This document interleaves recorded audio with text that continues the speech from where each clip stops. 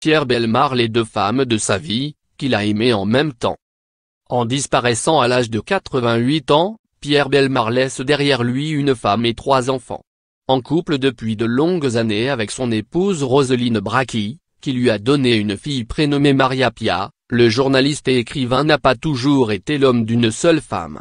Une double vie amoureuse largement détaillée pour la première fois en novembre 2016 à l'occasion de la publication de ses mémoires Ma vie au fil des jours, édition Flammarion.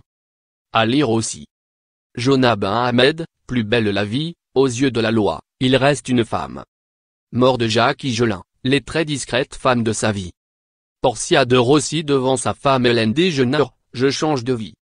Pierre Bellemare y raconte sa rencontre avec une danseuse tout juste âgée de 18 ans, Roselyne, alors qu'il a 31 ans et est marié depuis 14 ans avec sa première femme, Micheline, décédée en 2013, avec laquelle il a eu 2 enfants, Pierre, animateur de télévision, M6 Boutique, et Françoise, avocate au barreau de Paris.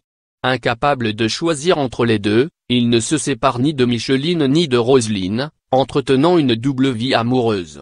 Claquemuré dans ma double vie, ne trouvant pas la moindre échappatoire, j'attendais sans doute inconsciemment qu'un événement vienne bousculer mon existence et m'oblige à réagir. Il se produisit sous forme de drame, le 27 janvier 1961, écrit-il. Ce drame concerne Roselyne. Au début de l'année 1961, elle est victime d'un accident lors d'un match de hockey sur glace. Retrouvée au milieu d'une bagarre générale, la jeune femme est victime d'une lourde chute, un homme lui étant tombé dessus. Malgré cet épisode qui aurait pu être plus grave, Pierre Bellemare n'arrive toujours à se séparer de Micheline, jusqu'au jour où Roselyne lui annonce être enceinte. Quand Maria Pia naquit le 7 décembre 1970, je louais un grand appartement pour y loger ma seconde famille. Devenu bigame, je jonglais avec les horaires pour tenter d'être présent dans mes 2 foyers. Mais comme on peut l'imaginer, cette double vie, loin de me satisfaire, m'enfermait dans un sentiment de culpabilité et de duplicité insupportable. Je n'avais dès lors d'autre choix que de clarifier la situation, partage-t-il dans son autobiographie. Pierre Bellemare décide enfin de quitter Micheline en janvier 1972, alors que celle-ci ne se doutait pas de l'infidélité de son mari depuis toutes ces années, en 21 ans de mariage, jamais elle n'avait imaginé que je puisse la tromper.